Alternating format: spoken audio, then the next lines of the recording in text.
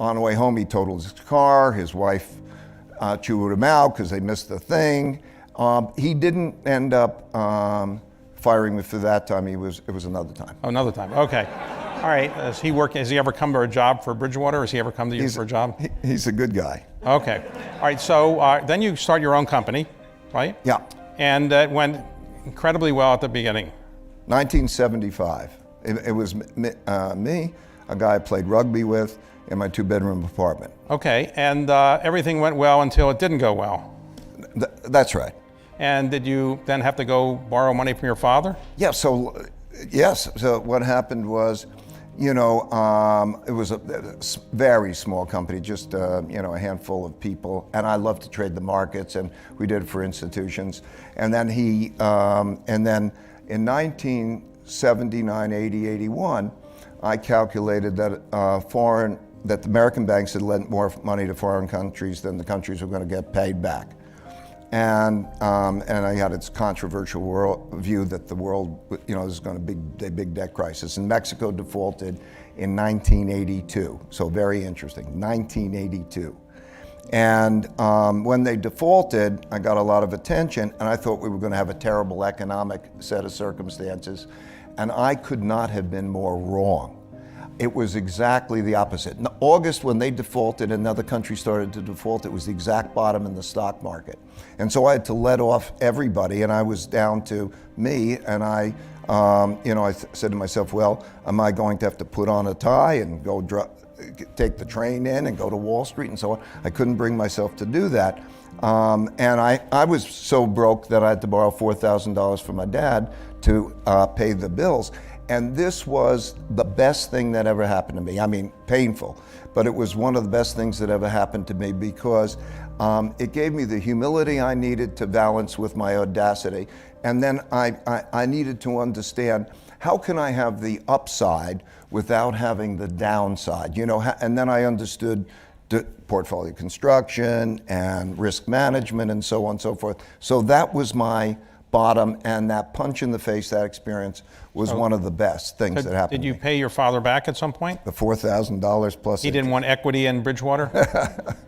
He didn't ask for that? No, I think he was smarter than that. So Bridgewater, where'd you get the name Bridgewater? I was when I went to school, Harvard Business School, and we got out, I had these friends who went, this was this commodity time when there's this big shortage, oil shock and so on, and these fellows who I went to school with went to different countries, and they wanted to import different items. So, for example, Iran wanted to import soy oil, and I knew about commodities.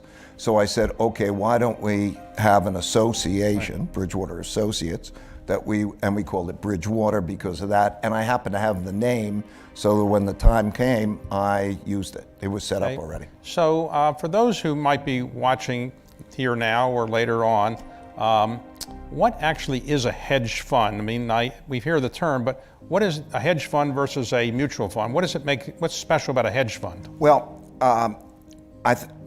what goes on under the name of hedge fund is like a lot of different things that go under the category of mutual funds. If you say mutual funds, what is a mutual fund? Well, they have all different things in common.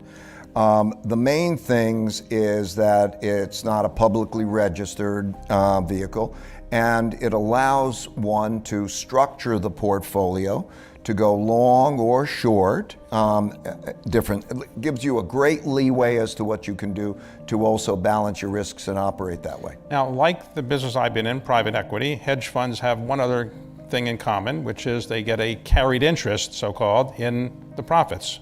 Yeah, we get a percentage of the profits, but not a carried interest. Okay, percentage of the profits, okay. It's the same thing. Well, I mean, no, in a private equity, you'll have the piece of the equity that'll carry through. Okay. What we have is mark to market, and they pay us the same idea but different. Right now, you're managing 150 billion plus. Yeah, about that. And why is it? Explain this to me. I really don't know the answer. Hedge funds seem to come and go. Sometimes they're hot, sometimes they're cold, sometimes they go out of business. You've been in business for almost half a century, and you've got 150 billion. What did you do that nobody else has been able to do? Well, what we were able to do was to be able to structure portfolios in a way that were better in terms of the returns, risks, and correlations of our investors. So to give you that an idea, in other words, you could balance things in a way. I could take different alphas, different bets in different markets, and I could carry that and put that in a fund called Pure Alpha. Then I could take different asset classes and put that in a fund which was called Pure Beta. And then we could engineer it for the customer's risk levels. Do you want it at 12% volatility, 18% vol? And then they would, whatever benchmark they wanted, we could put the alpha on top of. So they could say, I want the S&P 500 plus a 6% vol operating that way. I know it all sounds complicated, but we could design and structure things to their liking that would produce an attractive risk in return that also was not correlated with their other investments. So let's suppose I knew you when you started, and I said, I want to be one of your first investors 40 some years ago or so, almost 50 years ago. And I said, I don't care about the volatility, just make me a good return and make me some money and don't take too big a risk. What would I have earned if I'd been with you from year one up to today? Would I be getting 8% a year over 40 some years? Okay. 10% a year? So you would have to specify your risk level, because the risk, here's what almost always goes wrong. We've been doing, let's say, Pure Alpha since 1991, so it's 31 years. And what goes wrong is the risk of ruin, right? And so you can't have a risk that is greater than you can have, I'll call it a 2 standard deviation, but you can't have a risk that's going to knock you down, let's say, 40% or 50%, because if you lose 50%, you have to make 100% back. And so to engineer that, so in our particular case, you would have earned, since 1991, you would have earned 12% of a year. You would have earned money 85% of the years. Any losing years, 5 losing years, but only small losses. The biggest loss we had was because on COVID of 2020, we lost 12%. And that return would have been uncorrelated with the other investments, so it would have been a good diversity. People who invest in your fund today, are they? That's Pure Alpha. Are they big institutions mostly? They're institutions. Not individual. If I call up your Bridgewater telephone number and say I want to invest, you can't do that? No, we don't do that. Okay, all right, okay. So that's the Pure Alpha fund. So alpha means that you could take that, and if you say I want to put that on top of the S&P 500, you can get that, blah, blah, blah. And then there is, then what is your asset class, which we call the all-weather fund, and that's a strategic asset. So those are the 2 styles of investing, and we tailor it for those clients for their risk and what they like. Now, you wrote a book a few years ago called Principles that sold millions of copies. Usually books in the business world don't sell millions of copies, and millions of them were sold in China as well. What is it that was in that book that was so exciting to people? You have a set what of I principles. This is kind of like how I think and what I do. And I recommend this to everybody. When I would make decisions, I would not just make the decisions, I would think about what are the criteria that I would use to make the decisions, and I'd write them down. Those are the principles. And then in our culture, which is this idea of meritocracy, we would say, are those criteria good or bad? And then we would try to put them into algorithms and equations. And so I would do that almost like a diary kind of thing.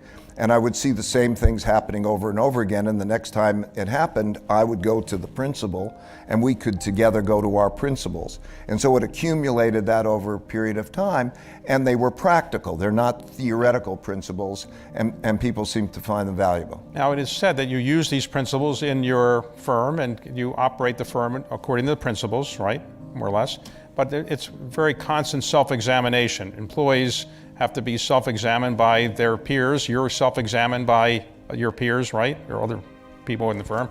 It's hard to get people to want to do this and to really be examined so intently over the years, or is that easy? It's so logical, but that doesn't mean everybody wants to do it. So in one sentence, it's an idea meritocracy. You know, the best ideas win out from wherever they come from. in which the goals are meaningful work and meaningful relationships, that we're in it together, through radical truthfulness and radical transparency. So if we disagree, that's a good thing. That's no reason to have anger. And to have the art of thoughtful disagreement and examine how do you scientifically find out what's true? How do you test things and so on? And that's been essential to our success. Okay. So, you're very intense, you're obviously into the numbers, but you're also big into transcendental meditation, right? Yeah, that's helped me a lot. It's It's been probably the biggest, whatever success I've had, maybe more attributable to transcendental And meditation. how did you get into transcendental meditation? The Beatles help you or something? Yeah, yep. It was exactly that. In 1968, the Beatles went to India and they meditated. And then I heard about it. And then in 1969, in New York, you can bring some flowers and you could do that, and you could learn how to meditate. And